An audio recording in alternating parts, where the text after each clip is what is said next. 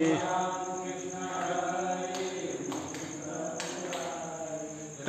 कृष्ण हरि मुकुंद मुरारी।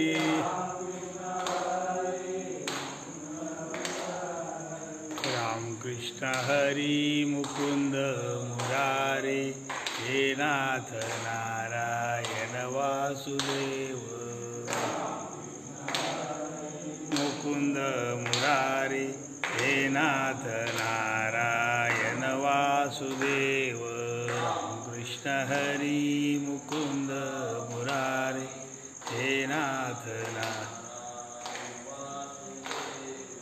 राम कृष्ण हरि मुकुंद मुरारी हे नाथ नारायण वासुदेव।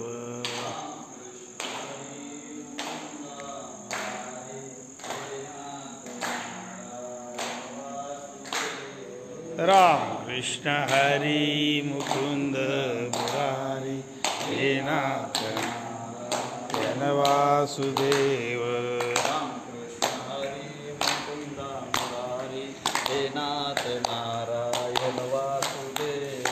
राम कृष्ण हरि मुकुंद मुरारी हे नाथ नारायण वासुदेव। राम कृष्ण हरि मुकुंद मुरारी हे नाथ नारायण वासुदेव। राम कृष्ण हरि मुकुंद मुरारी हे नाथ नारायण वासुदेव। राम कृष्ण हरि मुकुंद मुरारी हे नाथ नारायण वासुदेव। राम कृष्ण हरि मुकुंद मुरारी हे नाथ नारायण वासुदेव। पुंडलीक वरदा हरि विठ्ठल श्री ज्ञानदेव तुकाराम आदि शक्ति मुक्ताबाई की जय। पंढरीनाथ भगवान की जय। दत्तात्रेय जनार्दन स्वामी एकनाथ मुक्ताबाई की जय। जगद्गुरु तुकाराम महाराज की जय। सद्गुरु झेंडूजी महाराज की जय। सद्गुरु मुकुंद महाराज की जय। सद्गुरु सखाराम महाराज की जय। सब संतन की जय। वक्रतुंड महाकाय सूर्यकोटि समप्रभ निर्विघ्नं कुरु मे देव सर्वकार्येषु सर्वदा। वर्णानामर्थसंगाणां रसाणां छन्दसामपि मंगलानां च कर्तारु वन्दे वाणि विनायको। जन्मादस्य त्वन्वयादितरतेश्चार्थेष्वभिज्ञस्वराट् तेने ब्रह्मरुदाय आदिकवये मुह्यन्ति यत्सूरयः तेजो वारिमृदां यथा विनिमयो यत्र त्रिसर्गो मृषा धाम्ना स्वेन सदा निरस्तकुहकं सत्यं परं धीमहि धर्मप्रोज्झितकैतवत्र परमो निर्मत्सराणां सतां वेद्यं वास्तवमत्र वस्तु शिवदं तापत्रयोन्मूलनं श्रीमद्भागवते महामुनिकृते किं वा परैरीश्वर सद्योरुद्यवृद्धतेऽत्र कृतवेषोश्रोषविस्तक्षणात् निगमकल्पतरोर्गलितं फलं शुकमुखादमृतद्रवसंयुतं पिबत भागवतं रसमालयं मुहुरहो रसिका भुवि भावुका यं प्रव्रजन्तमनुपेतमपेतकृत्यं द्वैपायनो विरहकातराजुहाव पुत्रेति तन्मयतया तरो विनेदुस्तं सर्वभूतहृदयं मुनिमानतोऽस्मि। नारायणं नमस्कृत्यं नरं चैव नरोत्तमं देवीं सरस्वतीं व्यासं ततो जयम् उदीरयेत्। गुरुर्ब्रह्मा गुरुर्विष्णु गुरुर्देवो महेश्वर गुरुर्साक्षात् परब्रह्म तस्मै श्रीगुरुवे नमः।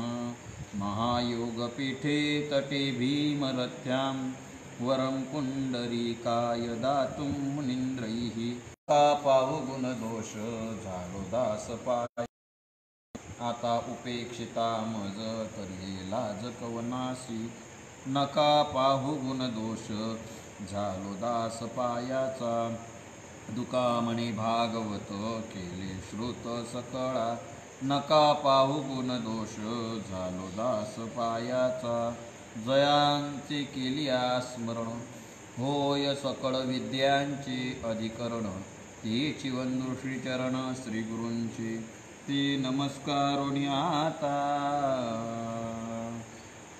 अहमेवासमेवाग्रे नान्यद्यत् सदसत्परं, पश्चादहं यदिष्टश्च यो वशिष्येत सोऽस्म्यहं, ऋतेर्थं यत् प्रतीयेत न प्रतीयेत चात्मनि, तद्विद्यादात्मनो मायां यथा भासो यथा तमः, यथा महान्ति भूतानि भूते चाशु वचेष्वनु, प्रविष्टान्यप्रविष्टानि तथा तेषु न तेष्वहम्, एतावदेव जिज्ञस्यं तत्त्वजिज्ञासुनात्मनः, अन्वयव्यतिरेकाभ्यां यत् स्यात् सर्वत्र सर्वदा.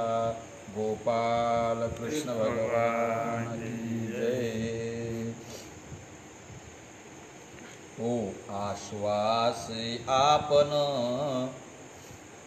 त्यासी हरिहर वंदिती पूर्ण, कळी काळ घाली लोटांगण, रिगती शरण काम क्रोध, रिद्धी सिद्धी अंगे आपण, त्याचे घरी वाहते जीवन, एवढे गुरुदास्याचे महिमान, सभाग्य जन पावती.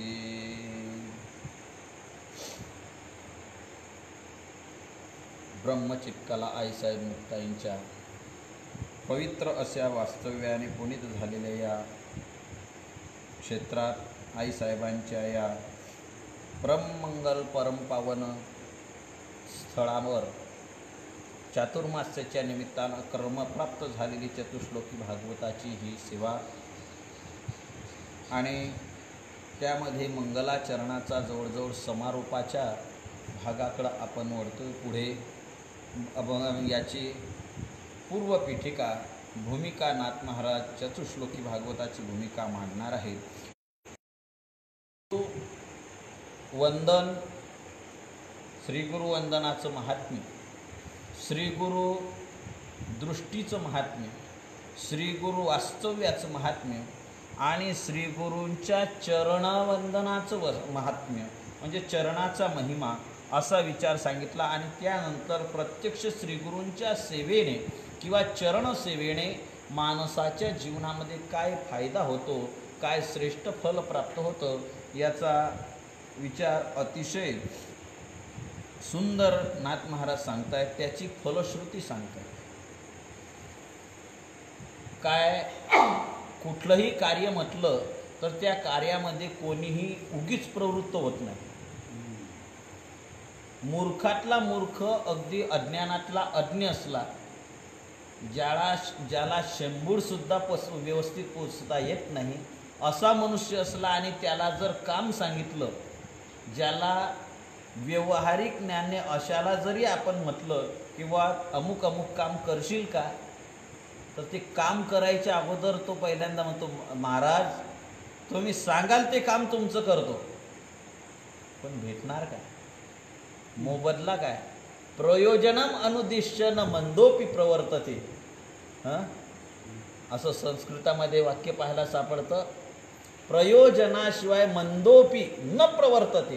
प्रयोजन म्हणजे फल, प्रयोजन म्हणजे फायदा, प्रयोजन म्हणजे लाभ. जो आपल्या हातात जर लाभ असेल, आपल्या हातात जर काहीतरी फल मिळत असेल तर मनुष्य कुठल्याही कार्यामध्ये प्रवृत्त होतो. आणि फल मिळतच नसेल तर त्याच्यामध्ये मनुष्य प्रवृत्त होत नाही.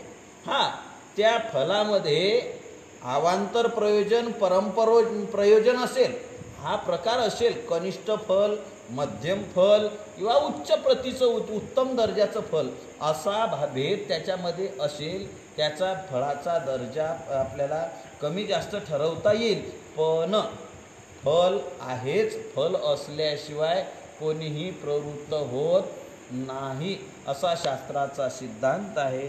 मग महाराज या संतांची सेवा केल्यानंतर, श्रीगुरु सेवा केल्यानंतर आपल्या जीवनात काय प्राप्त होतं तसा आपण काल विचार केला. आगव्या दैवा जन्मभूमी परमसेवा जे शोच्य करी जीवा ब्रह्मा तेही ब्रह्माला सुद्धा परब्रह्म स्वरूपता जीवाला सुद्धा परब्रह्म स्वरूपता आणून देण्याचं सामर्थ्य ज्यामध्ये आहे ती क्रिया म्हणजे सेवा. सेवा अतिशय श्रेष्ठ धर्म आहे आणि सेवा गहनो परमो धर्म हा भर्तृहरींनी सांगितलं की सेवा धर्म हा गहन आहे, श्रेष्ठ धर्म आहे, परंतु गहन आहे. जसं कर्माचं विचार करत असताना भगवान म्हणतात गहनो कर्मणा गती. कर्माची गती जशी गहन आहे ती सांगता येणं शक्य नाही. पण त्याप्रमाणे हे जे कर्म आहे तसं हे जे सेवा आहे ही सेवासुद्धा गहन आहे. गहन म्हणजे एवढी सोपी नाही. सेवा करायची म्हटलं ते सोपं, सेवा करणं एवढं सोपं नाही. सेवा म्हणणं सोपं आहे, आम्ही सेवक म्हणून घेणं हेही सोपं आहे, सेवा करतो म्हणणं सोपं आहे, परंतु सेवा करणं फार मोठं कठीण आहे. आपल्या मनानं केलेली सेवा वेगळी आणि मालकाला वाटच्या मताप्रमाणे त्याच्या प्रसन्नतेकरता, त्याच्या संतुष्टीकरता, त्याच्या संतुष्टी ज्याने होईल अशी केलेली सेवा वेगळी. आणि म्हणून ती सेवा त्यांच्या चरणावर रुजू होण्याकरता जी सेवा असते ती सेवा उत्तम आहे. आणि त्यामध्ये सर्वात श्रेष्ठ नाहीतरी मनुष्य जीवनामध्ये कोणाची ना कोणाची सेवा करतच असतो. काही ना काही मिळवण्यासाठी कोणी असो, अगदी कोणी असो, तो सेवा करतच असतो आपल्याला मिळवण्यासाठी. कारण आपल्याकडं आपण परिपूर्ण आहे असं काही नाही. आपलं जीवाचं स्वरूपच काय आहे? अपूर्ण आहे. पूर्ण फक्त जगामध्ये एक परमात्मा आहे, पूर्ण जगतामध्ये परमात्मा आहे. म्हणून त्या उपनिषदामध्ये शांतीपाठ करत असताना ईशावास्य उपनिषदामध्ये असा पाठ आला, ओम पूर्णमद पूर्णमिदं पूर्णात् पूर्णमुदच्यते पूर्णस्य पूर्णमादाय पूर्णमेवावशिष्यते, असा शांतीपाठ आला. ओम पूर्णमद, परमात्मा कसा आहे? पूर्ण आहे. पुरण नाही नाहीतर तुम्ही पुरण म्हणाल. आपल्याला पुरण माहिती आहे फक्त हरभऱ्याच्या डाळीचं, आणि हरभऱ्याची डाळ त्रास देत असेल तर मुंगाच्या डाळीचं. ते पुरण वेगळं आणि पूर्ण वेगळं. ते पूर्ण म्हणजे पूर्ण व्यापक असणारं, संपूर्ण असणारं जे आहे ते ब्रह्म आहे. आणि ते ब्रह्म पूर्ण ब्रह्म सर्व व्यापक आहे. आणि त्या व्यापकाची सेवा त्याच्या व्यतिरिक्त इतरांची सेवा ही काय सेवा आहे? इतरांची सेवा, इतरांच्या सेवेत एवढा फल नाही. म्हणून आपण सेवा करत असताना कोणाची करतो? फक्त जो पूर्ण आहे तो परमात्मा, आणि आपण अपूर्ण आहे. म्हणून अपूर्णाला जर पूर्णता प्राप्त करून घ्यायची असेल तर काय करावं लागेल? पूर्णामध्ये मिळावं लागेल. पूर्णा म्हणजे आपली तापी पूर्णा नाही, पूर्णाला सुद्धा पूर्ण होण्याकरता तापी मातेला जावं लागतं. आणि तापी मातेला पूर्ण होण्याकरता समुद्राला जावं लागतं. कारण नदीची पूर्णता केव्हा आहे? समुद्राला मिळाल्याशिवाय नदीची पूर्णता होत नाही. तशी मानवी जीवनाची पूर्णता ही परमात्मा प्राप्तीशिवाय, परमात्मा भेटीशिवाय होत नाही. आणि ती त्याचीच सेवा केली तर आपल्याला पूर्णता मिळणार आहे. बाकीच्या सेवांचे विचार लोक सेवा करत नाही असं नाही. समाजसेवक आहेत, समाजाची सेवा करणारी लोक आहेत, परंतु समाज त्यामध्ये समाजसेवा करत असताना जनता जनार्दन म्हणत असताना जनता जनार्दन समजून सेवा केलीत आहे. नाहीतर मग जनार्दन शब्दाचा अर्थ आपण पाहिला त्या दिवशी, जनान अर्धयती ती जनार्दना, जनता जनार्दन आहे. मग जनतेचा छळ करून, जनतेची फसवणूक करून जनता जनार्दन आणि त्याच्या सेवेसाठी आम्ही आहोत किंवा संधी द्या, हा भाग वेगळा. परंतु जनतेमध्ये जनार्दन समजून, लोकांना देव समजून त्यांची सेवा करणं हा भाव वेगळा. परंतु ती पर्यायाने कोणाची सेवा आहे? ईश्वर सेवा. जनता सेवा, जनसेवा हीच ईश्वर सेवा. तो भाव, परंतु त्या भावाने कोणी करत नाही. जनामध्ये आणि देवामध्ये भेद मानणारे आहे. देव आणि जग आणि ईश्वर याच्यामध्ये अभेदत्व समजून त्याची सेवा करणं ही फार मोठी उच्च लेवल आहे, उच्च अवस्था आहे, उच्चतम अशाची ती स्थिती आहे. परंतु त्या स्थितीवर सहसा कोणी जात नाही आणि सेवा करत असताना सामान्यांची सेवा करतात, लोकांची सेवा करतात. आणि नाथ महाराज म्हणतात, नेच्याचे चाकर करिता खाती मार. म्हणजे खालच्या दर्जाच्या माणसाचा, अनधिकारी माणसाच्या, असमर्थ माणसाच्या जर आपण सेवा, दुर्बळाची जर सेवा केली तर दुर्बळाच्या सेवेनं काय मिळणार आहे? तोच दुर्बळ आहे, त्यालाच जर पोटभर खायला मिळत नाही. मी म्हणतो एक मनुष्य 4 दिवसाचा उपवास आहे. पूर्वीच्या काळामध्ये प्रवासामध्ये निघाला आणि रस्ता चुकला, जंगलामध्ये रस्ता चुकला, रस्ता त्याला सापडेना. 3 दिवस झाले रस्ता फिरता फिरता रस्ता त्याला चुकारी पडली, त्याला चक्कर पडला, रस्ता सापडत नव्हता. काय करावं, कोणाला विचारावं, तो माणूस दिसत नाही. योग असा 3ऱ्या दिवशी दुपारच्या पहारावर त्याला एक मनुष्य लांबून दिसला, त्याला आशेचा किरण. आता आपल्याजवळ खायला काही नाही. बरं, उन्हाळ्याचे दिवस असल्यामुळे जंगलात सुद्धा काही खायला फळफळावर काही दिसत नव्हते आणि झाडाचा पाला खावा तर कोणतं झाड काय आहे याचं पूर्ण ज्ञान नव्हतं. म्हणजे पोटात आग, 3 दिवसाचा उपवासी, वरून ऊन तापतंय आणि भूक लागलेली आहे, काहीतरी आपल्याला खायला मिळावं, कुठं मिळते काय म्हणून याच्या शोधात, पाण्याच्या शोधात तो तेवढ्यात एक मनुष्य दिसला. त्याला आशेचा किरण वाटला की चला. त्याची वास्तविक पाहता पुढे पाऊल टाकायची हिंमत होत नव्हती. पण मनुष्य मिळाला, काहीतरी घासभर खायला मिळेल या आशेने कसा तरी मोठ्या सायासानं प्रयत्न करून तो तिथपर्यंत गेला आणि गयावया करायला लागला. करुण स्वरातून, आर्त स्वरूपातून त्या माणसाला म्हणतो, भाऊसाहेब 3 दिवस झाले या जंगलात भटकतोय हो, थोडंफार एखादा घास खायला असेल तुमच्याकडे काही तर द्या. तो मनुष्य त्याच्याकडे पाहिल्यानंतर तो सुद्धा खेदच करत परंतु थोडा हसला आणि त्याला हसू असं आलं. तो म्हणे, हाय रे दैव. तो म्हणला, भाऊसाहेब तुम्ही मला खायला मागतात, मी दिलं असतं, परंतु तुम्ही म्हणतात 3 दिवस भटकलेल्या, तुम्ही 3 दिवस झाले भटकून राहिले, गेल्या 8 दिवसापासून मी या जंगलात भटकतोय, उलट तुमच्याजवळ काही घासभर असेल तर द्या. आता कोण कोणाला देईल? ज्ञानवर म्हणतात, राणी दुःखिया दुःखी भेटले. जाऊ द्या, आपल्या इथं वारी भरत असते आई साहेबाची, एकादशीची मागे याच्यातली आणि शिवरात्रीची, चांगदेव महाराजांची.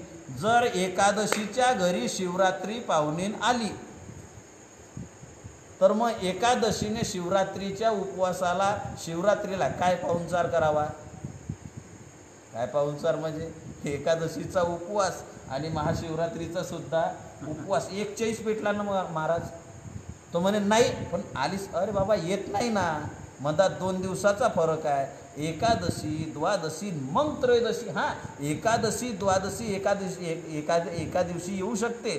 दशमी एकादशी एकत्र तिथी येऊ शकते, पण एका दिवसाचा गॅप एवढा अजून झाला नाही. एकादशी आणि एकदम त्रयोदशी पण आलीच तर. मग आता म्हटलं हे गिऱ्हाईक आहे असं जाणार नाही. त्याला सांगितलं, जर एकादशीच्या दिवशी जर शिवरात्री एकादशीच्या घरी पाहुणीन आली तर पाहुणचार काय करायचा, लिहून घे कागदावर. तो म्हणे सांगा महाराज. त्याला म्हटलं, एकादशीच्या दिवशी जर पाहुणी शिवरात्रीनं आली तर काहीच करायचं नाही. चांगलं शुद्ध असं चांगलं ताजं काढलेलं लोणी घ्यायचं, गॅसवर कढई ठेवायची, गावरान तूप कढईमध्ये टाकायचं, असं खळखळ गावरान तूप उकळू द्यायचं आणि त्या तुपामध्ये, तापलेल्या तुपामध्ये लोण्याचे भजे करून शिवरात्रीला जेव घालायचं. जमेल का? विनोदाचा भाग सोडून द्या. म्हणतो एकादशी उपवास आहे, त्या दिवशी उपवास आहे शिवरात्रीचा. राणीया दुःखी दुःखी भेटले. असं त्याप्रमाणे अपूर्णाकडे जर आपण गेलो तर पूर्ण होईल कसं? जीव जीवाच्या सेवेत लागला तर जीवाची पूर्णता होईल कशी? अरे तोही दुःख आहे आणि हाही दुःख आहे. एक माणूस गेला याच्यामध्ये नागा साधूच्या आखाड्यात आणि तिथं म्हणला, काय नाही हो, कोरोना चालू आहे, दुसरे काही कपडे नका, नुसतं तोंडाला लावायला मास्क द्या, मिळेल. अरे म्हणे ढुंगणाला गुंडाळत नाही तर तुला तोंडाला लावायला कुठं देऊ आम्ही? म्हणजे तिथं काही मिळणार आहे का? नाही. म्हणजे जिकडं आपल्याला मिळेल, जिथं पूर्णता आहे तिथं जाण्यात अर्थ आहे. माणसं कोणाची सेवा करतात? संसारामध्ये काय फल आहे? हो, संसारात फल आहे. भगवान म्हणतात न रूपमस्य तथोपलभ्यते नांतो न चादीर न च संप्रतिष्ठा अश्वत्थमेनं सुविरूढमूल मसंग शस्त्रेण दृढेन चित्वा. ज्ञानवारांतात या फलना चुंबिता फुलना तुरंबिता. जे काही पंडूस होता तो रुखची हा. या झाडाचा वांज झाड आहे, वांज.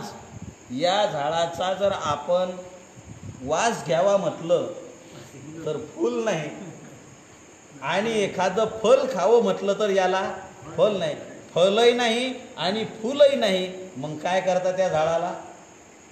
काही उपयोग आहे? अगदी कसा आहे हा, मी म्हणतो याच्यामध्ये काहीच मिळणार नाही. सर्व फलकट हा संसार.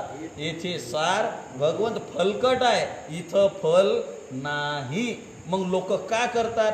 माणसं फळ जर नाही तर लोक काय करतात? अज्ञ म्हणून, शुद्ध मूर्खपणा म्हणून. याचं संसाराचं फल त्यांना, संसाराचं ज्ञान याला नाही. आणि ज्यावेळेस संसाराचं यथार्थ ज्ञान होईल त्यावेळेस तो संसारात रमणार नाही. या तैसी संसारा या समजता जाणी जे जै अनित्यता तै वैराग्य दवडिता पाठी लागे. मग वैराग्य प्राप्त होईल आणि तो परमार्थाला लागेल. या संसाराला फल नाही, परंतु लोक संसाराची सेवा करत असतात. कोणी लोकांचे श्रीमंताची सेवा करतो, कोणी पुढाऱ्याची सेवा करतो, कोणी आमदार खासदाराची सेवा करतो, नाही कोणाची. कोणी कोण्या देवाची सेवा करतो, कोणी कोण्या देवीची सेवा करतो. नाहीच कोणी कोणाच्या करत असला तर घरच्या देवीची तरी करतोच, सेवाच आहे. मग आता ह्या सेवेतून फल मिळणार काय? नाही मिळणार. मग काय? मग संत सर्वात श्रेष्ठ सेवा जर आहे ती मग पूर्णता प्राप्त करून घ्यायची असेल तर भगवंताकडे जावं लागतं, भगवंताची सेवा करावी. ती सेवा आपल्याला ब्रह्मस्वरूप प्राप्त करून देते. किंवा त्या संतांचं, परमात्म्याशी अभिन्न असणारे सद्गुरू संत, त्या संतांची सेवा करावी. आणि त्या संतांची जर सेवा केली तर त्या सेवेतून आपल्यामध्ये जीवनामध्ये फार मोठा लाभ प्राप्त होतो. आणि त्या सेवेचा विचार नाथ महाराज सांगतात, त्यांची सद्भावे जई घडे सेवा तै जीवित्व शोधिता न मिळे जीवा तव शिवत्वई मुकले मा वे शिवभावा हा अभिनव ठेवा सेवे माझी. काल आपण याचा विचार केला. आणि त्याच्यानंतर त्या महात्म्याने सेवा केल्यानंतर तो महात्मा संतुष्ट होतो. सेवा कोणाची करा, सेवा केल्यानंतर तो संतुष्ट होतो. ओ झाड तुम्ही पहा, आपण शेतकरी माणसं आहोत. शेतकरी माणसं शेतीमध्ये गेल्यानंतर नुसतं पेरणी करून दिली आणि शेतामध्ये गेलाच नाही 3 महिने, पीक येईल नाही. त्या झाडाची, त्या याची, वृक्षाची पूर्णपणे त्या पिकाची काय करावी लागते? सेवा. आणि ज्या पिकाची सेवा आहे ते पीक पहा तुम्ही कसं प्रसन्न असते. एखाद्याच्या शेतामध्ये आळसी माणसं असतात, ज्याला शेतीचं ज्ञान नसतं, परंतु शेतामध्ये पाहायला गेलो सर्व इकडं तिकडं कचरा पडलेला आहे. उन्हाळ्यात पुन्हा शेत पूर्ण वेचून टाकलेलं नाही, त्याच्यामध्ये जागोजागी पिकाबरोबर तण वाढलेलं आहे. माणसाला पाहावंसं तरी वाटतं का हो? त्याच्यातलं पीक कसं असते? जसे त्यांनी माना टाकलेल्या आहे, जसे त्यांना TB झालेला आहे, जसं कोरोनाच्या साथीतून बाहेर निघाला अशी ते पिकं दिसतात. आणि ज्याच्या शेतामध्ये मस्त सर्व वेचलेला आहे कचरा, उन्हाळ्यामध्ये एक गवताची काळी दिसत नाही, वेळेवर खत आहे, वेळेवर पाणी आहे, झाडं कशी दिसतात? प्रफुल्लित, टवटवीत, माणसाला प्रसन्नता वाटते. झाडाची सेवा केली तर हे आहे. पशुपक्ष्यांचं सुद्धा तेच आहे. गाईच्या पाठीवरून तुम्ही हात फिरवा, ज्या गोठ्यामध्ये गाईची आणि गुरांची सेवा होते ना, त्या गोठ्यातले गुरं पहा, गाय पहा, चेहरा असा प्रसन्न वाटतो. आणि जिथं शेण फेकायची पंचायत आहे तिथं ती गायसुद्धा गुरंसुद्धा नाराज असतात. माणसाचं सुद्धा तसंच आहे भाऊ. माणसाचं सुद्धा तसंच आहे, त्याच्या मनासारखं जर केलं तर तो प्रसन्न होतो, नाहीतर मग काही खरं नाही. म्हणून मी सुरुवातीला सांगितलं भर्तृहरींचं वाक्य, गहना सेवा परमो गहनो धर्म. सेवा हा गहन धर्म आहे, परम आहे, श्रेष्ठ आहे, पण गहन आहे. कारण याचं कारण सांगितलं की मालकाची मर्जी राखणं मोठं कठीण आहे. जास्त जवळ बसले तर तुला कळतं का कोणाच्या जवळ, एवढ्या मोठ्या माणसाच्या जवळ कसं बसावं म्हणून. दूर राहिलं तर सेवकानं एवढं दूर राहावं लागतं का, नजरेच्या समोर राहायला पाहिजे. जवळ राहिलं जास्त जवळ अंगलगड राहतो, म्हणजे कसंही करा बोलणं आहेच. बसले तर आमची बरोबरी करायला पाहतो का, घ्या सल्ला द्यायला लागला, आता तुम्ही सांगा आम्हाला सल्ले. नाही दिलं, एखाद्या वेळेस काही हुकलं काम, तुला एवढंही सांगता आलं नव्हतं. म्हणजे सेवा कशी करा, उलट टोमणं कोणाला आहे, सेवकाला आहेच. म्हणून मालकाची मर्जी राखणं फार मोठं कठीण आहे. आणि मालकाची मर्जी राखून सेवा करणं, सद्गुरूंची मर्जी राखून, देवाची मर्जी राखून सेवा करणं फार मोठं कठीण आहे. आणि हे ज्याला जमलं त्याच्यावर गुरु प्रसन्न होतात, त्याच्यावर देव प्रसन्न होतात. आणि श्रीगुरु प्रसन्न झाले की मग काय आहे, मग श्रीगुरु प्रसन्न झाले की मग तुम्ही त्यांच्यासमोर काहीही मागून घ्या, ते द्यायला तयार असतात. मग अशा प्रकारे सद्गुरू प्रसन्न झाले. आता त्याच्या सेवेने हे प्रसन्न झाल्यानंतर एखादा मनुष्य प्रसन्न झाला की भाऊ, अरे मी तुझ्यावर फार प्रसन्न आहे, तू आपलं काम केलं ना, तू माग काय पाहिजे ते. म्हणतात की नाही माणसं, आपल्या मनासारखं काम जर झालं तर घ्या काय पाहिजे ते. तसं गुरु प्रसन्न झाले आणि गुरुने सांगितलं, शिष्या तुझी सेवेने मी संतुष्ट आहे, मग अगदी माझ्या मनासारखी सेवा केली, जा, तुला आता भीती नाही, तुला आता भीती नाही, तुला काळ सुद्धा काही करणार नाही. अरे ज्या विकारामुळे सर्व जग बांधिस्त आहे, ते विकार काम क्रोध सुद्धा तुला काही करणार नाही, रिद्धी सिद्धी तुझ्याकडे पाणी भरतील, असं आश्वासन श्री गुरु देतात. ज्ञाननाथ महाराज म्हणतात, तो ज्यासी आश्वासी आपण त्यासी हरिहर वंदिती पूर्ण. कारण मालकाच्या याला कसाला पुरलेला तो गुरुदास असल्यामुळे, सेवक असल्यामुळे नाथ महाराज म्हणतात की प्रत्यक्ष भगवान शंकर आणि भगवान विष्णूसुद्धा त्याचं काय करतात, वंदन करतात, त्याला आदर, त्याला नमन करतात. आणि कळीकाळ घाली लोटांगण, कळीकाळसुद्धा त्याला काय करतं, लोटांगण घालतं. म्हणजे गडबडाट त्याच्यासमोर नतमस्तक होतो. म्हणजे वास्तविक पाहता काळाचा विचार केला, आपण काल पाहिलं, काळाचा एवढा मोठा पगडा आहे, काळ हा कोणाला सुद्धा सोडत नाही. काळाने आतापर्यंत अनेकांवर घाला घातला. काळ पाहे पाक एवढा पसरला से चवडा करून माझी वळा, आकार गज काळ गेली सत्ता. काळाच्या हातात काय आहे, सर्व जगाला संपवण्याची ताकद जगामध्ये आहे. काळावर विजय कोणी मिळवू शकत नाही. कितीही धर्माचं आचरण करा, धर्मशील पुरुषाला सुद्धा काळावर विजय मिळवणं महाकर्म कठीण आहे. मी प्रसिद्ध आपल्यासमोर दृष्टांत सांगेल, थोड्या वेगळ्या एका अंशाने, एका अंगाने दृष्टांत लक्षात घ्या, फक्त पूर्ण अंगाने घेऊ नका. राजा परीक्षिती किती धर्मवान होता, किती पुण्यवान होता. हो, धर्माचा नातू होता, पंतू होता तो, धर्माचा पंतू होता ना, धर्माचा याचा हा अभिमन्यू, आणि अभिमन्यूचा उत्तरेच्या पोटी जन्माला आला परीक्षित. परंतु एवढा असणारा सुद्धा 5 पांडवांचा नातू असणारा तो तरी, आणि गर्भामध्ये ज्याला प्रत्यक्ष भगवंताने दर्शन दिलं, आणि संपूर्ण आयुष्य ज्याचं धर्माचरणात गेलं. आणि असा एक दिवस काय झालं, जरासंधाचा टोप घालून, मुकुट घालून मृगयेला गेला. आणि मृगयेला गेल्यानंतर त्याने एक प्रसंग पाहिला. त्या मृगयेच्या वेळेस तो याच्यात काळावर विजय मिळवता येत नाही. प्रसंग त्याच्या अगोदरचा जरासंधाच्या याच्यात एक दिवस असा याच्यात राज्यामध्ये फिरत असताना त्याने एक असं दृश्य पाहिलं. एक काळा कुट्टप पुरुष, ठेंगणाचा पुरुष,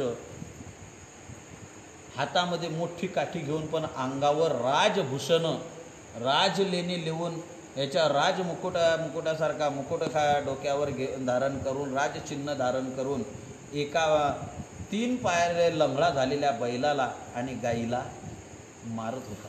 आणि ते पाहिल्यानंतर गाय रडत होती. गाय म्हणजे पृथ्वी आणि बैल म्हणजे धर्म. आणि त्या लंगड्या बैलाला, दीन झालेल्या पशुला हा काठीने लाथांनी मारत होता. हे दृश्य पाहिलं. धर्माचं आचरण करणारा राजा, त्यावेळी धर्माचा गाईचा तिथं संवाद बराचसा आलेला भागवतामध्ये, मुळामध्ये पाहून घ्या.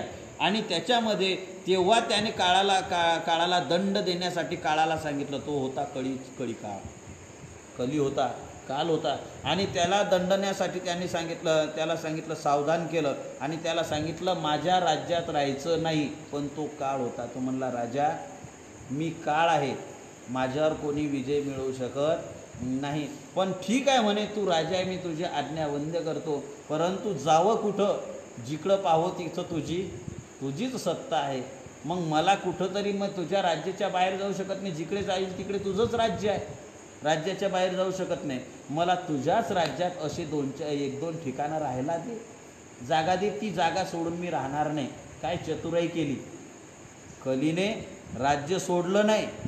राजाला वाटलं जिंकलो, तो हरून सुद्धा जिंकला. पुढे हरून सुद्धा जिंकला. त्याने शेवटी मागून घेतलं सुवर्ण वगैरे 4-5 जागा मागून घेतल्या. त्याच्यामध्ये सोनं सांगितलं ना, त्या सोन्यामध्ये जरासंधाचा टोप होता त्याच्या राजखजिन्यामध्ये. तो राजखजिन्यातला जरासंधाचा टोप एक दिवस घालून हा मृगयेला गेला.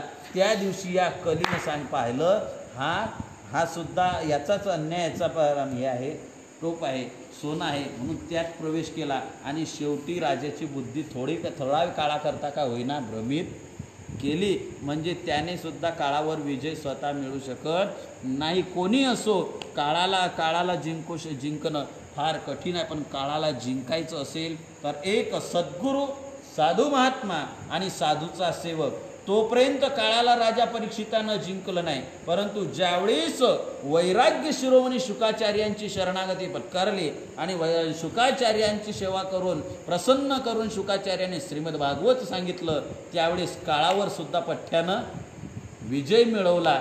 म्हणजे केव्हा मिळवला? गुरुदास झाल्यानंतर. गुरुदास्यत्व जोपर्यंत होत नाही तोपर्यंत काळावर सुद्धा विजय मिळवता येत नाही. समय बडा बलवान. काय? समय फार मोठा बलवान आहे. काळाची सत्ता सर्वांवर आहे. कोण राहिलं हो इथं? भगवा तुकोबाराय म्हणतात, येथं उरो नाही आले अवतार, येरते पामर जीव किती. जो आला तो जातोच, जावंच लागतं, त्याला जावंच लागणार आहे. काळाचा सर्वांवर चपेट आहे. घडी घडी काळ वाट याची पाहे, अजून किती आहे अवकाश. कोणाची वाट पाहे? मनानं प्रवचनकाराची. प्रवचनकार काय अमर आहे? प्रवचन काय? घडी घडी काळ वाट याची पाहे. याची म्हणजे कशाची? देहाची. या प्रत्येकाच्या याच्यावर हा काळ असा दात खातोय. काळ दात खातोय प्रत्येकाला नेण्यासाठी. असा घड्याळाकडे पाहतो आणि त्या देहाकडे पाहतो. किती दिवस राहिले, अजून किती वेळ राहिला, अजून किती आहे अवकाश. प्रत्येकाचा याच्यासाठी पाहतो, वाट पाहतोय. आणि एवढा जबर असणारा तो काळ. परंतु तो काळ सुद्धा ज्यांच्या समोर लोटांगण घालतो ते फल सेवकाला मिळते, सद्गुरू सेवकाला. आणि याचं कारण की सद्गुरूने त्याला आश्वासन दिलेलं आहे, भिवू नकोस. कोणी असो, तो काळ सुद्धा त्याच्यासमोर लटलटा कापतो आणि त्यांना दंडवत घालतो. म्हणून तुकोबाराय आपल्या श्रीगुरूंचं दास्यत्व केल्यानंतर सामर्थ्यानं सांगतात, आत्मविश्वासाने सांगतात, काळ गुलाम करी सलाम, तुकया घरी रांधतो. तुकोबारांतात तुका म्हणे, काळ आता करू न शके बळ, कळी काळाच्या माता पाय देवनी आम्ही वैकुंठ भुवनास गेलो रे. ज्ञानोबा म्हणतात की कळी काळाचे माथावर ध्रुवाने मूर्धिम पदम दत्वा, भागवतकार सांगतात ध्रुवाने काळाच्या डोक्यावर पाय ठेवला, विमानात बसून ध्रुवपदाला गेला. कशामुळे? नारदांची सेवा, नारदांची प्रसन्नता, गुरुसेवा. गुरुसेवा, संतसेवा, संतसेवा, सद्गुरुसेवा म्हणजे काय? पाय दाबत राहणे, अंगदा चेपत राहणे एवढीच सेवा आहे काय? नाही नाही, संतांच्या वचनाप्रमाणे वागणे, त्यांच्या वचनाचं उल्लंघन न करणे ही खरी सेवा आहे. आपण महाराजांना हे पाहिजे, महाराजांना ते पाहिजे, आमचे महाराज हे खात नाही, आमच्या महाराजांचे डोकं दाबून देतो, आमच्या महाराजांना. अरे बाबा, शरीराची सेवा त्याच्यापेक्षा श्रेष्ठ सेवा त्यांच्या वचनाचं पालन करणे. तुकोबा म्हणतात, तुका म्हणे शिष्य सेवी न आवडी, वचन न मोडी, बोलिलेचे नाही आज्ञा त्यांचे केले उल्लंघन. गोपिका म्हणतात, त्या संतांच्या गुरूंच्या आज्ञेचं उल्लंघन केलं नाही. अशा प्रकारे श्रीगुरूंची सेवा केली आणि त्या सेवेने श्रीगुरूंनी त्याला आश्वासन दिल्यानंतर काळसुद्धा त्यांच्या समोर काही करत नाही. असा एक दृष्टांत वैकुंठवासी गुरुवरे यादव महाराज सांगायचे. गुरु शिष्याची जोडी, एक फक्कड महात्मा, पूर्ण अवस्थेला पोहोचलेला साधू आणि त्याच्याजवळ एक साधक नित्याने सेवेकरता राहत होता. आणि ज्या गावाच्या बाहेर मुक्काम असला त्या गावामध्ये मधुकरी मागायला शिष्य जात होता. शिष्य मधुकरी मागत असताना शिष्य काय करायचा?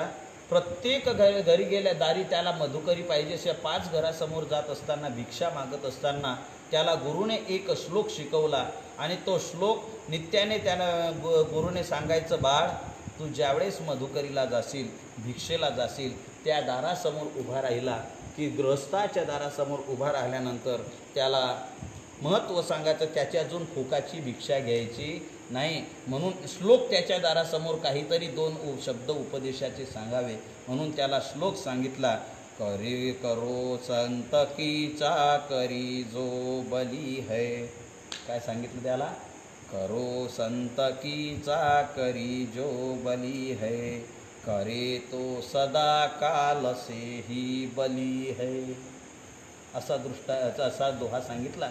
आणि तो दोहा म्हणत तो गेला की दारी गेल्यानंतर तो मोठ्याने खड्या आवाजामध्ये म्हणायचा, करो संत की चाकरी जो बली है, जो करे तो सदा काल से ही बली है. अशी तो भिक्षा मागायचा. एक दिवस तो एका गावामध्ये भिक्षा मागायला गेल्यानंतर एका ज्योतिषाच्या दारी त्याने गेला आणि खड्या आवाजामध्ये हा श्लोक म्हटला. गुरुसेवेनं चेहऱ्यावर तेज, साधनेचं तेज, गुरुसेवेचे आशीर्वाद, गुरुचा आशीर्वाद आणि आवाज पहाड्या आवाज, त्याच्यात आवाजामध्ये माधुर्यता. तर तरुण त्या भिक्षुकाला पाहिल्यानंतर, तरुण त्या साधकाला पाहिल्यानंतर तो आवाजाने मोहित होऊन घरातून तो ज्योतिष पंडित बाहेर आला. पण पाहिल्यानंतर त्यालाही आश्चर्य वाटलं. आणि ज्योतिष म्हणजे नुसता पंचांग सांगणारा नव्हता, नुसता गावगाव भटकणारा नव्हता, तर ज्योतिष जातीवंत. आजपर्यंत त्याच्या आयुष्यामध्ये त्याचं गणित कधी चुकीचं ठरलं नाही. आणि आजूबाजूच्या पंच कोशीमध्ये त्याच्यावर सर्वांचा भरोसा होता आणि सर्वांना विश्वास होता. ज्योतिषाने सांगितलं तेच होईल असं असते. ते शास्त्र आहे. एकदा गणित जमलं की जमलं. ज्योतिष म्हणे तैसेची होय, ज्ञानोबराय म्हणतात. परंतु ते गणित मांडता आलं पाहिजे. गणित योग्य आलं तर आणि हुकलं तर मग होत्याचं नव्हतंही होऊ शकतं, राजाचा रंकही होऊ शकतो, रंकाचा राज्य होऊ शकतो. ते गणितावर असतं सर्व. काळवेळावर त्याला गणित त्याचं कधी चुकत नव्हतं. आणि हे या मुलाला सुद्धा माहीत होतं. याने त्या मुलाकडे पाहिल्याबरोबर ज्योतिषाने पाहिलं, त्याला आश्चर्य वाटलं, समाधान वाटलं त्याला. आणि पण त्याची भाळ रेषा ललाट रेषा पाहिली आणि ज्योतिषबुवाचा चेहरा जेवढा प्रसन्न झालेला होता तो खरकन खाली उतरला आणि त्याच्याच्यानं राहवलं. त्याने सांगितलं, बाळ कोण आहे तू, इथं कुठं कसं काय आला? त्याने सांगितलं आमच्या गुरुसोबत आलेलो आहे, गुरूंचा मुक्काम आपल्या गावाच्या बाहेर महादेवाच्या मंदिरात पडलेला आहे आणि त्याच्याकरता आम्ही मधुकरी गुरुजींकरता मधुकरी घ्यायला आलेलो आहे, तर मधुकरी पाहिजे. त्याने म्हटलं बाळ, खूप साधक वैराग्य संपन्न साधक आहे तू, पण एक सांगू, तुझी साधना चालत राहिली तर तुला फल निश्चित मिळेल, पण तुझं कपाळ रेषाने वाचली रे, तुझं आयुष्य फार कमी आहे. आता आपलं आयुष्य कमी आहे असं माहिती पडल्यानंतर कोणाला बरं वाटेल हो? उद्या तुम्ही मरणार आहे, म्हणजे तुम्ही नाही मी त्याचं सांगतोय.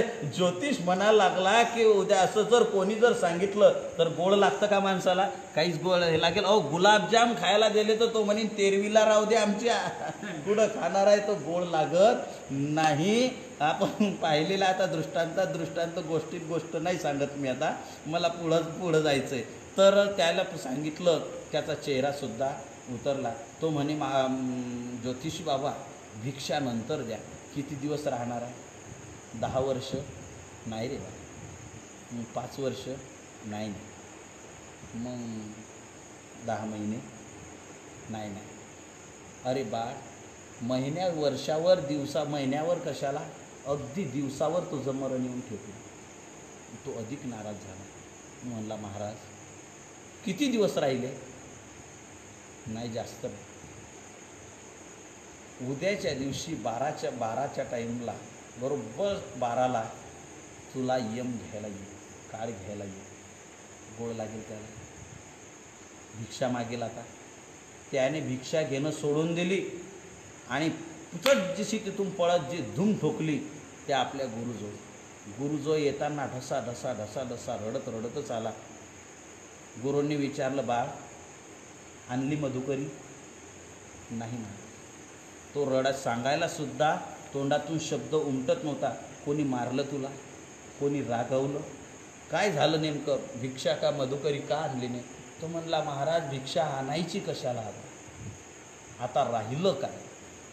गुरु विचार करायला लागले, राहिलं काय म्हणजे? कारण गुरुही पोचलेला होता. गुरुने गुरु म्हणला बा शांत हो. प्यायला पाणी दिलं, पाठवून हात फिरवला. काय झालं नेमकं सांग. रडत त्याने सांगितलं, महाराज या गावामध्ये ज्योतिषी आहे आणि आजपर्यंत त्याचं ज्योतिष कधी खोटं ठरलं आणि त्याने सांगितलं उद्या 12 वाजता तुला काळ घ्यायला येणार. साधू महात्मा गालातल्या गालात हसला. तुला काळ कसा येतो मी पाहतो. साधूने सुद्धा आश्वासन, ज्योतिष सांगेल तसं होते काय, भिवू नकोस, मी आहे. गुरु स्वतः गुरूंनी आपल्या जवळची जे काही होतं थोडंफार ते त्याला खायला दिलं. झालं. दुसरा दिवस उजाडला. 12 भिक्षेला जा. महाराज नाही जा. मग सांगितलं जायचं. मग एक काम कर, घोंगडी आथरली, घोंगडीवर बसले, पाय लांबवले आणि सांगितलं, जोपर्यंत मी सांगत नाही म्हणत नाही तोपर्यंत या घोंगडीवरून उठायचं नाही, माझी सेवा करत राहा. गुरुने सांगितलं, भिवू नकोस, मी आहे तुझ्या पाठीशी, तू फक्त घोंगडीवरून उठू नको. कोणी कितीही प्रलोभन दाखवले, कोणी काहीही म्हटलं तरी घोंगडी सोडायची नाही. भीती दाखवली तरी घोंगडी सोडायची नाही. आणि कोणी काहीही द्यायचं म्हटलं तरी प्रलोभनाला कोणाच्या बळी पडू नको, लोभ मनात येऊ देऊ नको, फक्त माझी सेवा करत राहा, या घोंगडीला सोडू नको. महाराज गुरूंवर विश्वास, सेवा करता करता ठरल्याप्रमाणे आता तो ज्योतिषसुद्धा जातिवंत ठरल्याप्रमाणे वेळेत बरोबर 12ला 5 कमी असताना आला बुवा. कोण? यम. फास घेऊन आला स्वतः. कारण स्वतः यम आला, नाहीतर तो दूध पाठवतो. यम आला का? इकडे डबल यम बसलेला होता. गुरुने आश्वासन, चॅलेंज दिलेला होता काळाला सुद्धा. गुरुजींनी हे दिलेलं होतं त्याला की कसा काळ तुला घ्यायला येतो मी पाहतो. आश्वासन दिलेलं होतं गुरुने. आणि मग गुरुला चॅलेंज दे, मग त्याच्याकरता ते दूताचं काम नाही. म्हणून स्वतः मालक यम स्वतः काळाला घेऊन आला. त्याला सांगितलं, खूप समजवण्याचा प्रयत्न केला. त्याला सांगितलं, अरे पुढं या साधूच्या नादी लागला तू, चल ओट, गडबड चालू आहे वर म्हणते याच्यामध्ये केंद्रात, कॅबिनेट बनवतो तुला, उठ तिथून. नाही उठलो, मला कॅबिनेट बनायचं नाही. अरे इंद्र बनवतो, चल सोड घोंगडी, चल ये इकडे. नाही, मला इंद्रसुद्धा व्हायचं नाही, काहीच नाही. मग शेवटी आला नाही तर हा बघितला का हातात पाश, यानेच मारतो. म्हणला तू काहीच करू शकत नाही, कारण पाठबळ होतं गुरुचं, तू काहीच करू शकत नाही, फक्त इकडे ये, घोंगडीच्या इकडे ये म्हणे. तुझ्यात ताकद असेल तर तो म्हणे तू इकडे ये. आता त्यालाही तो म्हणे नाही, तो म्हणे घोंगडीहून खाली उतर. हा म्हणे घोंगडीचे तू इकडला यायचं असेल तर इकडे ये. याला घोंगडीचा आता पक्का विश्वास झाला, कारण हा घोंगडीच्या खाली उतर म्हणते, त्या अर्थी याची सुद्धा इथे यायला जमत नाही. बराच वेळ झाला, पाहता पाहता तू इकडे ये इकडे ये, त्याला प्रलोभनं दाखवता, भीती दाखवता 12:05 5 कमी असताना आला होता. 12:05 झाले ना, म्हणजे 12:05 झाले आणि मृत्यूची वेळ टळली. आणि वेळ टळल्यामुळे आता काळाचं काही चालत, यमाने हात जोडले आणि यम रिकाम्या हाताने आला तसा परत गेला. आणि परत गेल्यावर आता गुरुजी हे पाहतच होते, त्यांनी काय डोळे मिटले काय झोपलेले होते, परंतु ते सर्व अंतर्ज्ञानाने पाहतच होते. आणि मग पाहिले आणि हसले. उठल्यावर हातावर हात टाळी मारली, वा शाबास, झाला, अमर झाला तू. आता काळ तुझ्याजवळ कधीच येणार नाही. घे हे आपले भिक्षेची झोडी आणि आण. पहिल्यांदा ज्या ज्योतिषानं सांगितलं ना, त्या ज्योतिषाच्या दारी जा आणि तिथं गेल्यानंतर तिथं श्लोक भरून मोठ्या आवाजात, खळ्या आवाजात त्याला त्याच्याच घरी भिक्षा माग. याला ताकद आली. हा म्हणला, महाराज जातो, भिक्षेला जातो, पण ते तुमची घोंगडी घ्या. ताकद कोणात आहे? त्याला वाटत होतं ही ताकद घोंगडीत आहे. म्हणला होता घोंगडीहून खाली उतर, आणि गुरुने सांगितलं त्याला वाटलं घोंगडी. गुरुजींना हसले, त्याचं समाधान केलं, जा घेऊन जा. अरे घोंगडीचं नाही ते, घेऊन गेला मधुकरीला. आणि तिथं गेल्यानंतर आता त्याने श्लोक शिकवलेलाच होता. तिथं गेल्यानंतर त्याने त्या ज्योतिषाच्या दारी गेला गुरुने सांगितल्याप्रमाणे, आणि खऱ्या आवाजामध्ये त्याने तिथं सांगितलं, करो संत की चाकरी जो बली है, करो संत की चाकरी जो बली है, करे तो सदा काल से ही बली है. जो संतांची सेवा करतो तो नेहमी काळापेक्षाही बलवान आहे, असं खऱ्या आवाजात म्हटलं. आणि पुन्हा त्याला जोडून त्याला बळ आल्यामुळे ते घोंगडीवर हात टाकत मात्र थोडी दुगी होतीच. घोंगडीवर हात टाकत त्यानं म्हटलं, समर्थाच्या सेवका कोण वक्र पाहे, समर्थाच्या सेवका कोण वक्र पाहे, असा सर्व भूमंडळी कोण आहे. समर्थाचा जो सेवक झालेला आहे त्याला वाकड्या नजरनं पाहायची. कोणाची ताकद आहे पृथ्वीवर, अशा आवाजात. आणि तो आवाज ऐकला कोणी? ज्योतिष गणित मांडत होता, आणि आवाज ऐकल्याबरोबर ताडकन तर उठला आणि उठून पळतच आला. तू वाचलाच कसा म्हणे? वाचला कसा म्हणजे हमला घोंगडी. कशामुळे वाचला? घोंगडीमुळे. त्याच्या लक्षात आलं, ज्योतिषाच्या लक्षात आलं, म्हणे बाळ, घोंगडीला नाही वाचवलं तुला, मला तुझ्या गुरुला भेटायचं आहे, तर तुझ्यासोबत भिक्षा लागेल ती देतो म्हणे तुला. सोनं म्हटलं तर सोन्याच्या पालखीत बसून नेतो, तुझ्या गुरुची भेट घालव. ज्या अर्थी तू माझं गणित खोटं ठरलं, काळाने तुला नेलं नाही, त्या अर्थी पक्क्या गुरुचा पक्का शेला आहे. तुझा गुरु फार मोठा सामर्थ्यवान पक्का फक्कळ साधू आहे. आणि म्हणून त्याच्या दर्शनासाठी गुरुश्वर भिक्षा दिली. आणि स्वतः ज्योतिष पळत आला साधूच्या जवळ, आणि साधूंची दंडोर घातला. म्हणे महाराज, हरलो आज, आयुष्यामध्ये पहिल्यांदा माझं ज्योतिष खोटं ठरलं. साधूची सेवा आणि साधूचा महिमान आज कळाला. संतांच्या सेवेमध्ये काय फल आहे, संतांच्या सेवेने काय करतात. सद्गुरू कृपा पाच हाता चढे. नाथ महाराज म्हणतात एकनाथी भागवतामध्ये, सद्गुरू कृपा हाता चढे तेने अधिकची भांडार उकडे. तेव्हा कळी काळ पडे पुढे, काय बासे बा पुढे भव भय. कळी काळ तेने पडे पुढे. कळी काळ सुद्धा त्याच्या समोर काही करू शकत नाही. तो सुद्धा पळत सुटतो, लटलट कापतो. त्याचा नव्हे तर तो सुद्धा लोटांगण घालतो कोणाला, सेवकाला. नाथ महाराज म्हणतात, तो त्याच्याशी आश्वासी आपण, त्याशी हरिहर वंदिती पूर्ण. कळी काळ घाली लोटांगण, रिगती शरण काम क्रोध. काळ सुद्धा त्याच्याजवळ लोटांगण घालतो. असा संतांच्या सेवेमध्ये आणि संतांच्या शब्दामध्ये जो असतो, संतांच्या शब्दामध्ये फल आहे. आणि म्हणून काळावर सुद्धा विजय मिळवण्याचं सामर्थ्य संत सेवेमध्ये आहे. ती सेवा संतांच्या आश्वासनामध्ये पुढचं फळ सांगतात, रिगती शरण काम क्रोध. काम क्रोध सुद्धा वास्तविक पाहता या कामक्रोधांचं बंड जगावर आहे. कामक्रोधाचा आपला विषय झाला मागे एक दिवस. काम या कामाजी कोतवाल येणे नाडिले बहुतांशी. कामाजी कोतवाल येणे नाडिले बहुतांशी. बडबड्यांची काय येतो, अब्रू घेतो भय नाही त्यासी. मोठमोठ्यांची अब्रू घेतो. आजपर्यंत अनेकांना याने ठकवलं. कामाचा जर विचार केला, नाथ महाराजांचं एक भारुडच आहे रूपकातून, येळका मदन तो केवळ पंचानन. येळका मदन तो केवळ पंचानन. दळक मारली शंकरा केला ब्रह्मयाचा मातेरा.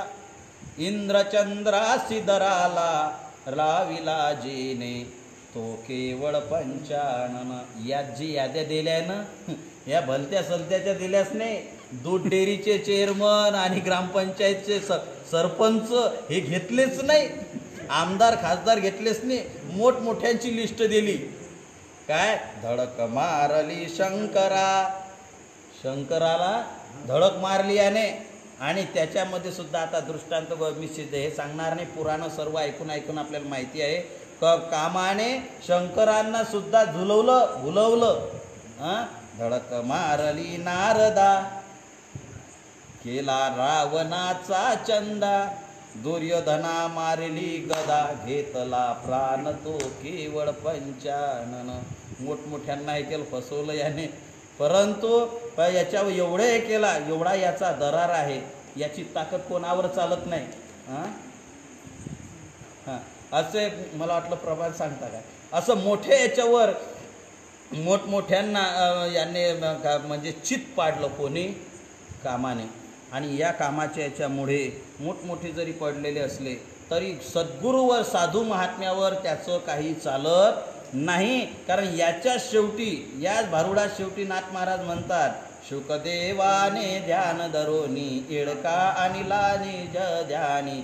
एका जनार्दनाचे चरणी लाविला जेने केवळ पंचानन. तो पंचानन असला तरीही शुकदेवाने ध्यान धरूनी एक येडका आणीला आकळूनी रंभा भुलवायला आली. फार मोठं आख्यान, सुंदर आख्यान पुराणामध्ये आलेलं आहे. एक मोठं प्रकरण आहे. रंभेला इंद्राने रंभेला पाठवलं यांना भुलवण्यासाठी शुकाचार्यांनी. परंतु रंभेला सुद्धा शुकाचार्य भुलले नाही. आता आपल्याला वेळ नाही एवढे सांगायला. रंभेला सुद्धा माता म्हणून रंभेला परत पाठवलं वंदन करून. तिला सुद्धा नमवलं. कामावर विजय मिळवला शुकाचार्यांनी. आणि शुकाचार्यांची सेवा करणाऱ्या, शुकाचार्यांच्या आश्वासित झालेल्या परीक्षिताला सुद्धा, राजा परीक्षिताला सुद्धा काळावर परीक्षिताने सुद्धा काळावर काय केला, विजय मिळवला. आणि कामक्रोधांवर सुद्धा नंतर विजय, कामक्रोधांवर सुद्धा विजय. त्याच्या याच्यात वास्तविक पाहता कामक्रोध हे किती कठीण आहे. वास्तविक विकार हे महाबलवान आहे, भयंकर बलवान आहे. की जेथ काम उच उपजला तेथे क्रोध आधीच आला. क्रोधी असे चित्ते ठेविला समूह जाणे. कामाची गंमत अशी आहे, काम जर अपूर्ण राहिला तर क्रोध येतो आणि काम पूर्ण झाला तर लोभ वाढतो. म्हणजे पूर्ण झाला तरी अडचण आहे आणि कमी झाला अपूर्ण राहिला तरी अडचण आहे. म्हणजे हा असा आहे. एक गत कशी होते माहीत आहे काय? काम जोपर्यंत अंतकरणात आहे तोपर्यंत माणसाची गत होते. सर्पाने जर ते सुनसांद्री जर उंदरातला प्रकार चिव चिव चिव चिव करणारी ती सुनसांद्री तो सुसेंद्री वेगवेगळ्या भागात वेगवेगळं नाव आहे. ती जर त्याने जर गिळली ना तर गंमत अशी होते, गिळली हो तर मरतो, सोडून दिली तर आंधळावं. काय करावं? तसा हा कामरूपी आणि माणसाच्या मनात आला की पूर्ण झाला तर लोभ वाढतो आणि अपूर्ण राहिला तर क्रोध येतो. आणि म्हणून असा क्रोध असणारा समूह, आणि एकदा माणसाच्या मनात काम क्रोध आले की मनुष्य अधोगतीला गेलाच समजा. म्हणून ज्ञानी माणूस असला, ऐका, ज्ञानी मनुष्य असला तरी ज्ञानाला सुद्धा कामाने सोडलं नाही. ज्ञानाला सुद्धा क्रोधाने त्याला गटांगळ्याच खायला लावल्या. म्हणून ज्ञानोबाराय काय सुंदर वर्णन करतात. हे ज्ञान आणि धी भुजंग आहेत मोठमोठाले, वर्षानुवर्षाचे असणारे हे ज्ञान आणि धीचे भुजंग. विषय दरीचे वाघ भजन मार्गीचे मांग. मारक हे लुटारू आहे. भजन करणाऱ्यांवर पहिल्यांदा मानगुटीवर बसतात. हे जे याच्यापासून दूर जायला जातात पडतात ते पहिल्यांदा त्याच्याजवळ येण्यासाठी प्रयत्न करतात. हे काम क्रोध जरी निमाले तरी परब्रह्मीचे स्वराज्य आले. मग तो भोगी सुख आपुले आपणची. असा सर्वांवर बंड असणारा कामक्रोध, परंतु ते जर निमाले म्हणजे ते जर शांत झाले. कामाचा क्रोधाचा वेग असतोच, परंतु सुखी कोण होतं? स्वयुक्त स सुखी न रहा. कामक्रोध भवेत वेगम संयोग युक्त स सुखी न रहा. त्याचा वेग निर्माण झाला, इच्छा निर्माण झाली, उफाळून आला कामक्रोध, तरीही त्याला आवरण्याचा प्रयत्न जो करतो तो जगात सुखी आहे. तो जगात सुखी आहे आणि तोच परब्रह्म अवस्थेला प्राप्त होतो. ज्ञानोबाराय म्हणतात की परब्रह्मीचे स्वराज्य आले. मग तो सुभोगी सुख आपुले आपणची. त्याला परब्रह्माचं आत्म्याचं सुख प्राप्त होतं. आणि आत्म्याचंही ओळख, आत्म्याचं ज्ञान ज्यांच्या अधिपत्याखाली होतं ते सद्गुरू आहे, ते श्रीगुरू आहे. आणि ते श्रीगुरू त्याला कामक्रोध आवरण्याची शक्ती, बल त्याला देतात. आणि त्याच्यातून काम अंतकरणामध्ये निर्माण झाल्यानंतर काय साधना करावी. आणि ती सर्व साधना कशाने होत असेल तर भगवंताचं नामचिंतन, सद्गुरू सेवा, भगवतची सेवा, त्या सेवेने या कामक्रोधांवर विजय मिळवता येतात. सद्गुरू सांगतात, बाबा एका जनार्दने गाता हरीचे नाम, निमाली इंद्रिय विषय विसरली काम. विषय विसरतात, इंद्रिय विषयापासून तटाटून विषयाचं स्मरण सुद्धा होत नाही आणि काम सुद्धा अंतकरणातला निघून जातो. हा सद्गुरू सेवेचा फायदा आहे. आणि त्याच्यातून सद्गुरू सेवेतून हे कामक्रोध सुद्धा त्याला काही करू शकत नाही. म्हणून नाथ महाराज म्हणतात की रिगती शरण कामक्रोध.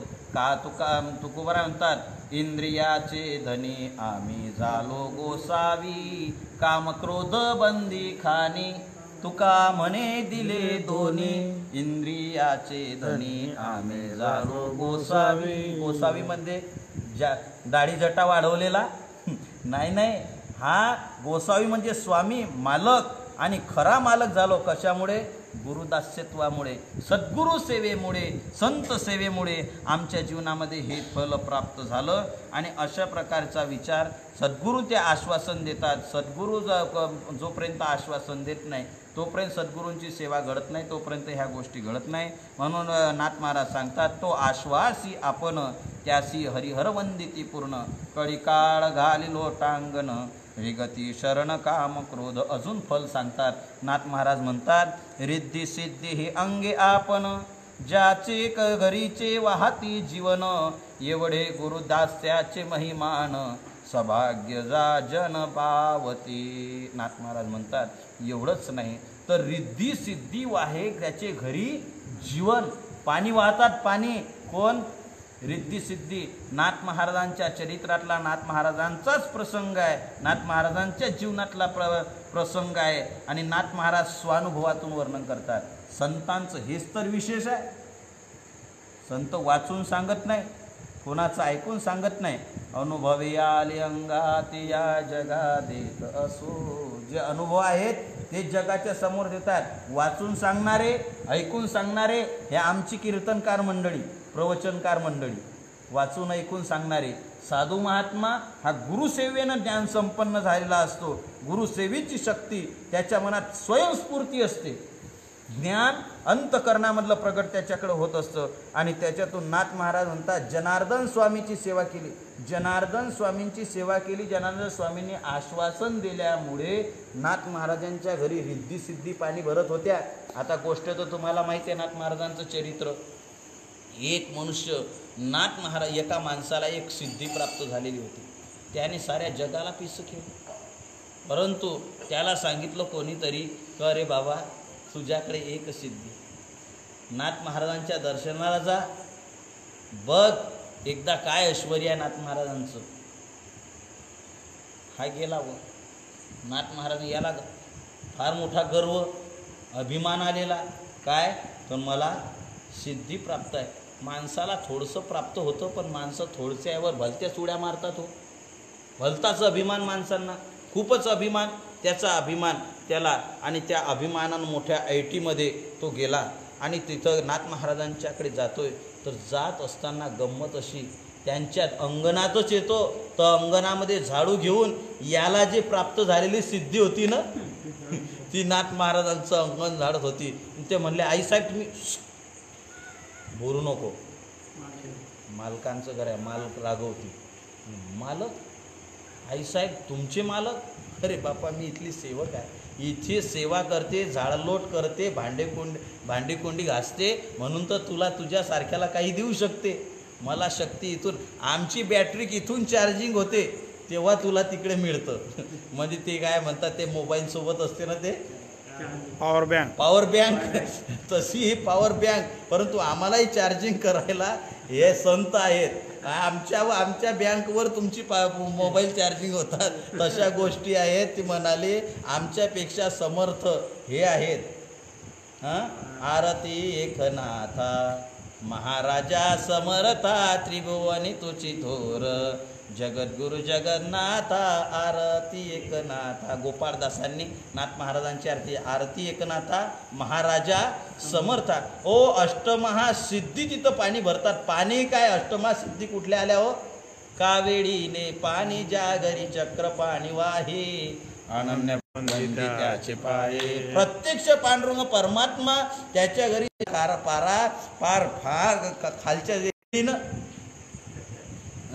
आणि अशा लोकांची जिरवणाराच पाहिजे. आणि जिरतेच ते जिरते. म्हणून आपल्या जो काही असो आपल्या प्रारब्ध वशामध्ये आपल्याला संपत्ती येऊ, आपल्याकडे एखादी सत्ता येऊ, एखादा अधिकार येऊ, विद्या येऊ, कुठलं पद येऊ, काहीही आलं तर प्रारब्ध वशामध्ये त्याचा उपयोग ईश्वराच्या सद्गुरूच्या सेवेकरता करावा. अभिमान धरू नये, अभिमान सोडून त्यांची अगर्वता करावे दास्य सकळ. तर ती सेवा संतांना भगवंताला रुजू होते आणि त्याचा परिणाम ही रिद्धी सिद्धी सुद्धा त्याच्या घरी पाणी भरते. तुम्ही सांगा आपली पाहिजे अशी आपली काय सेवा आहे हो? सेवा काहीच नाही तरी आयता भाजीपाला येतो. ही काय आहे? सेवा ही एक सिद्धीच आहे ना. लोकांनी आपल्या शब्दाला मानणं ही सिद्धी आहे. लोकांनी आपल्याला मानणं, आपल्या शब्दाचं पालन करणं ही काय आहे? सिद्धी आहे. लोकांनी पाया पडणं ही एक प्रसिद्धी, नाव लौकिक होणं हे काय आहे? सिद्धीच आहे. हे कशामुळे? आपले सेवा काहीच नाही तरीही संतांच्या थोड्याशा तुटपुंज्या सेवेनं आपण सकाम सेवा आपल्याकडनं घडते. आपण विकारी अंतकरणानं सेवा घडते आपल्याच्यानं तरीही एवढं आपल्यासमोर आपल्याला न सांगता न मागता अपेक्षा नसताना मिळते, ही सिद्धीच आहे ना एक.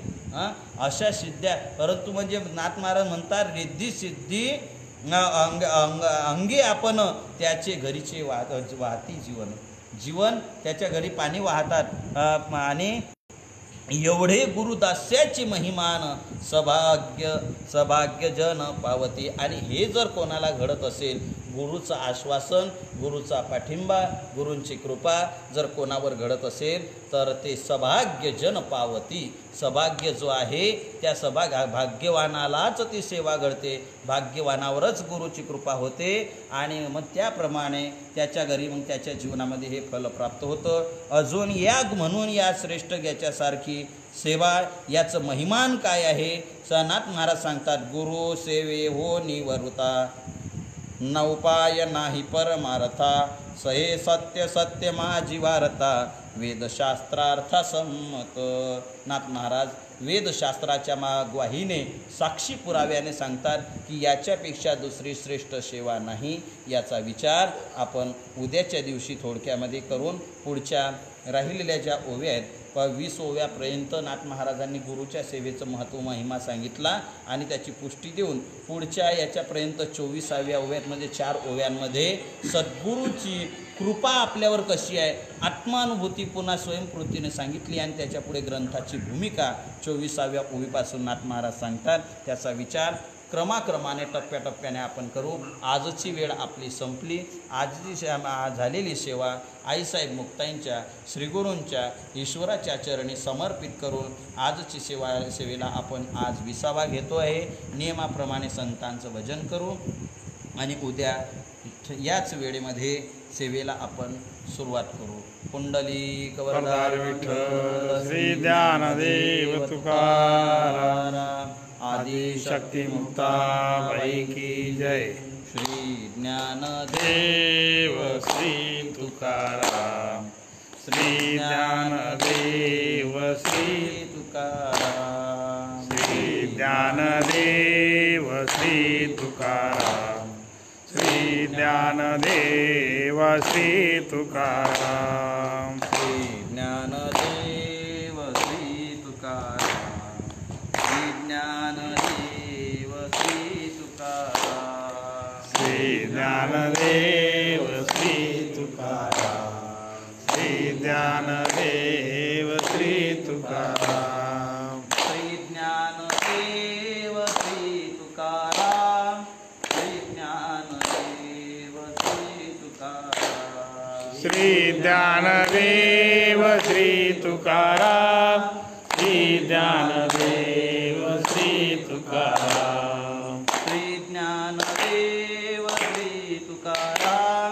श्री ज्ञानदेव श्री तुकाराम.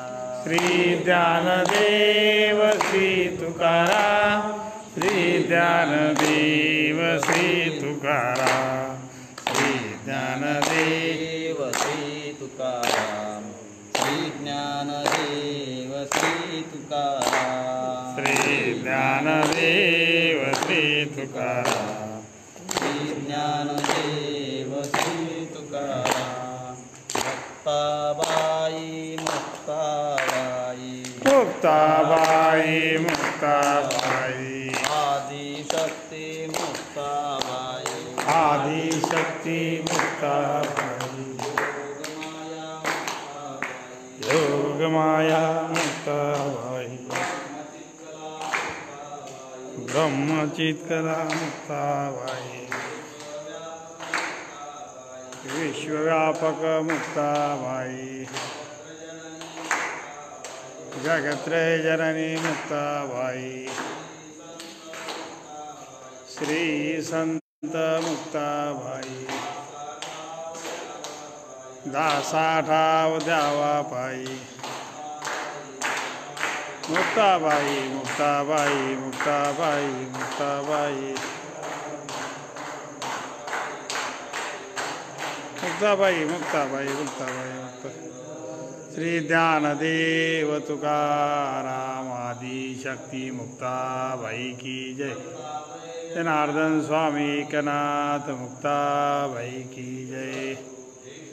महाराज की जय, महाराज की जय, राम महाराज की जय, तन की जय, तापी पूर्णा मैया की जय।